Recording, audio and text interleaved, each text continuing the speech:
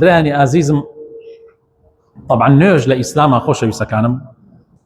کۆڵەکەی دینی ئیسلام و نوێژی جەماعەتیش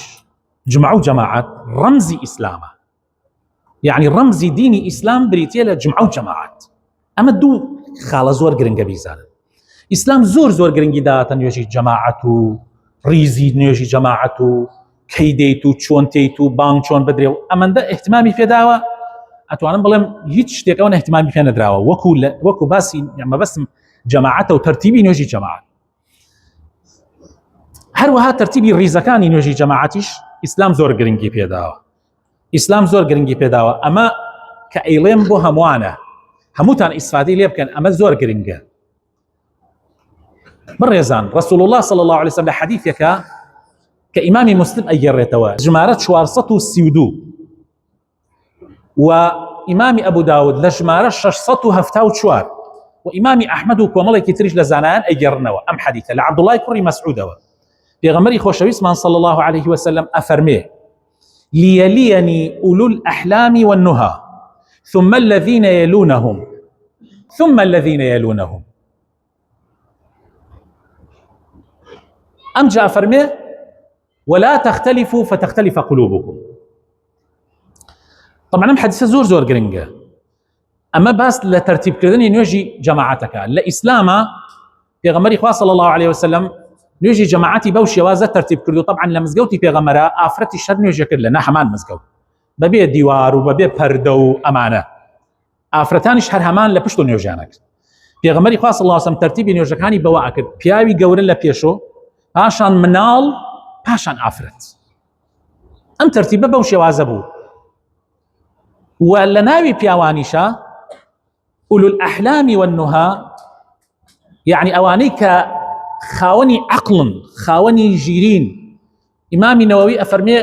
خاوني الرأي خاوني فضل خاوني عقل. امامي ابن حجر عسقلاني افرمي اولو الاحلام والنهى او بالغانا كفقه شارزعيان هي لدينا اوانە لە پێشۆن پاشان ئەوانەی پاش ئەوان پاشان ئەوانەی پاش ئەوان بەو تەرتیبە ئەبێ بکرێ. ئەمە نوێژ ئاوادا ئابەسترێ. ئەمە حەدیثی ڕسول الله صلی الله عليه وسلم.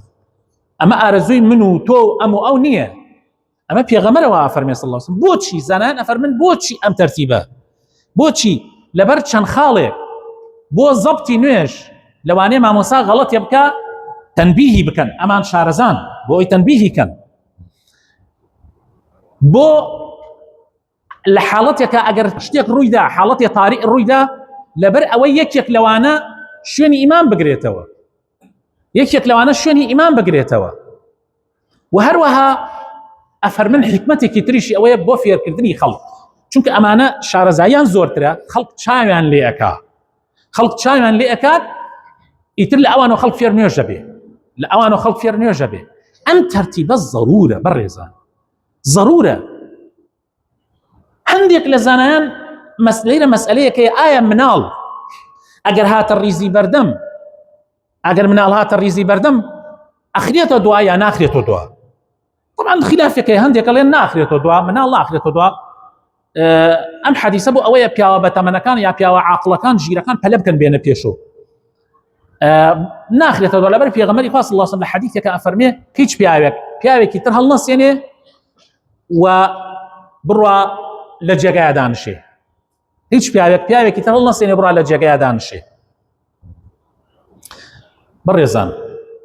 عولەماکانی تر ئەڵێن وا نییە، ئەم حەدیثە ئەوە نییە، ئەم حەدیثە باس مەجلس ئەکا، لە مەجلیسێکا دانیشتین بڕێ خەڵک پیاوێک بێژە کاکە تۆ هەڵسە منە بڕۆمە شوێنەکە دانشم، باس ئەوەیە، باس نوێژ نییە. لەیرە پێغەمبەری خوا صلی الله علیه وسلم نوێژی تەرتیب کردووە. جا ئەگەر ئێمە مەجال بدەین مناڵ بێت و هەڵنەسێنرێت ڕیزی بەردەم بشوێتە مناڵ، ئەمجا پیاوی بەتەمەن ئەغڵب مەشغوڵە، ئەغڵب ئیشی هەیە، زۆر جا ئەوان پیان ناکرێت زوو بێن بۆ پێشەوە، جا ئەم ڕیزی بەردەم بشوێتە مناڵ و مەزم و ئێمە بە خۆمان دانیشین. من هەر ئەمڕۆ لە دوو نوێژە مناڵی 5 ساڵان دوانی کێک لێراکە لە نوێژی مەغریب شایەکێ لێراکە 5 ساڵە، ئەم 5 ساڵە لەوانەیە هەر میز کاتە خۆیان، لەوانەیە هەر نەزانی. یعنی ئەبێ ئێمە فێریان کە ئێمە لە ماڵەکانمانە کەسمان رازین مناڵە 5 ساڵەکانمان بڕاتە ئەو پەڕی میوان دانشێ نا فێریەکەین طبعا ئەڵێن لەبەرەوەی مناڵ دڵی نەشکێ ئێ بابە ئیلا لە مزگەوتە مناڵ دڵی نەشکێ تۆ لە ماڵە گشت ڕۆژی دەجار مناڵەکە دڵێشکێنی ڕۆژی دەجار مناڵەکە دڵێشکێنی لەبەر تەربیەت مناڵ لەبەر تەربیەت پێویستە دڵی بشکێنی فێریکەی بڵێ کوڕەکەم هەر ئیسەی وە خۆتان گشتان ڕۆیشت ناردم بۆ ماڵ بە مناڵەکانتان بڵێن ژن و پیاوتان بڵێن کوڕم کاتی ڕۆی بۆ مزگەوت نوێژەکەی تاوە مەدەوە ڕیز بەردەم تا پێویستە بیزانین کاکە خۆ ناکرێ مناڵ جا ئەگەر مناڵێکیش هات و نەیزانی ئێمە دەستێکرین ئەیبێنێ دوا ماچێکی سەری شەکەین و ئەیبێنێ داژێ کوڕم ئەمە شوێنی تۆ نییە ئەمە شوێنی مامۆستا نەجاتە حاجی عوسمانە مامۆستا یوسفە ئەم پیاوانە کە قورئان خوێن و بانگدەر ئەمانن ناکرێ مناڵی بێتە پشت من بۆستی حتا پیاوێ پیریش ئیسا جاری وها بۆ ساڵان پیاوێکی پیر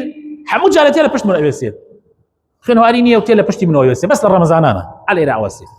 ڕاست ئەم پیاوە ئەیخەمە سەرسەرم پیاوێ پیرە بەس ئەمان نابێ لە پشت من بێ ئەبێ مامۆستا نەجات بێ مامۆستا سامان بێ ئەمانە لەیرە بۆستن چونکە ئەگەر من ئیسە برامە دنیاە هەلە بیرم دەستنوێژم نەگردبوو یا دنیاە دەستنوێژم شکیا یا خوێن نوتم بەربوو یا حاڵەتێک بوو ئەی ئەم پیاوە توانێت جێی من بگرێتەوە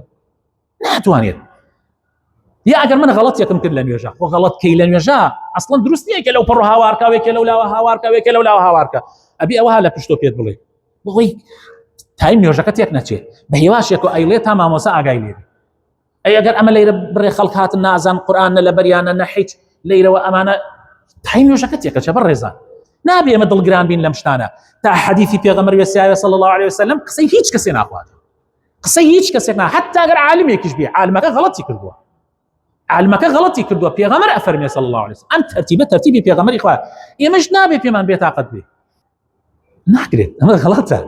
غەڵەتە کاتێ ئیسە هەر یەکێک برا ئەگەر ئیسە من غەڵەتێکم کرد یەکێکتان پێمتان و نابێت پێم ناخۆش بێت